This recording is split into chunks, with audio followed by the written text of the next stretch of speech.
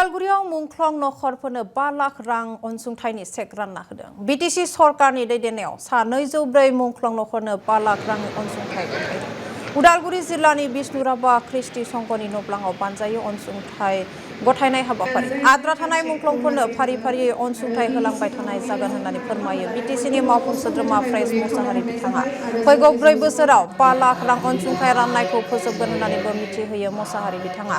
Check राननाय हाबाफारियाव नुजाथियो बीटीसीनि डिपुटि सीएफ एबा जायगानि एमएलए रिहन दैमारी, बुंथिगिरि त्रिदिप दैमारी आरो बीटीसीनि गाहाय हाग्रामा महिलारिनि राजखान्थियारि बोसोनगिरि रबिनसन मोसाहारि आरो उदालगुरि जिल्ला बेंगिरिजों लोगोसे बिबानगिरि मावथि बिथांमोना नुजाथियो।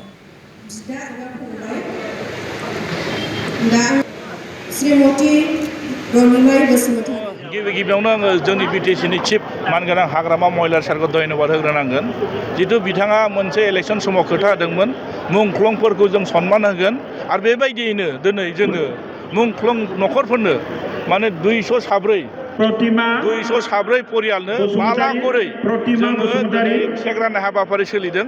नंखायनो जोङो दिनै बे चेक राननाय हाबाफारियाव जोङो बाक्सा, क'क्राझार, चिरां, बाक्सा, उदालगुरि आरो सनितपुर आरो नोङो बिश्वनाथ डिस्ट्रिक्ट आरो धेमाजि आरो जोंहा गवालपारा विभिन्न जायगानिफ्राय दिनै बे परियालफ्रा बे चेकखौ लांनो थाखाय आरो नंखायनो दिनै आङो बुंगोन जे जाय दिनै शहीद परियाल दिनै बिथांमोनखौ आं दुखु फोरमायदों। मानो जों हानायसिमबो खेबसेयावनो होनो हानांगौमोन। मानोना जोङो दिनै सुक्तियाबो दंखायोमोन 5 लाख करि होनाय। नंखायनो दिनै भारत सरकार आरो आसाम सरकारजों जों माने नैबे जोंहा सरकार जानायाथ' गासै 8 माहल'सो जादों नङा होमबा? बेनि गेजेराव जों प्रेसार होनानै गासै 10 कौटि जोंहा 20 लाख थाखा जों मोनबोदोंमोन। बे 10 कौटि 20 लाख थाखाखौ जोङो गासै 204 जननो होदों। नंखायनो दिनै जोङो फेज वाइसआव जोंनि सरकारनि उनाव हानायसिमखौ जोङो होनो थाखाय सेस्था खालायगोन आरो जों दिनै सन्मान होनांगोन।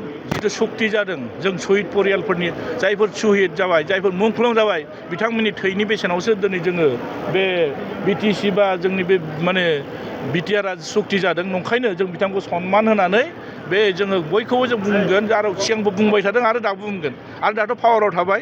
नंखायनो जों बेखौ जोङो होजोबनो थाखाय जों सेस्था खालायगोन आरो जेसेबांसिम हायो। नङा बेखौ जोङो एसि मिटिंआव अलरेडि डिसिसन लादों। दिनै जिथु सोरजि जादों मुंख्लंफोरनि थाखाय दिनै जिथु सोरजि जादों नङा होमबा? बिएसिआनो जा, बीटीसीआनो जा आरो बिटिआरआनो जा, मोनथाम जिथु सुक्ति जादों बर'फोरनि गेजेराव गासिबो मुंख्लंफोरनि थाखाय। नंखायनो दिनै बिथांमोना सुप्रिम सेक्रेटारि जिथु खालायबाय बेखौ सन्मान होनानै जोंनि बीटीसीनि चिफ मानगोनां हाग्रामा महिलारि सारनि दैदेननायाव जों एसि मिटिंआव डिसिसन लादों। माने 3% मुंख्लं परियालनि थाखाय जोङो मोनसे जोंनि बीटीसीनि सिङाव जि साख्रि ओंखारो बेहाय जों होनो थाखाय अलरेडि बेखौ जों सिद्धान्त लादों आरो बेखौ मोगथाङाव मावफुंनो थाखाय अलरेडि जों थिग थाक खालायगासिनो दङ।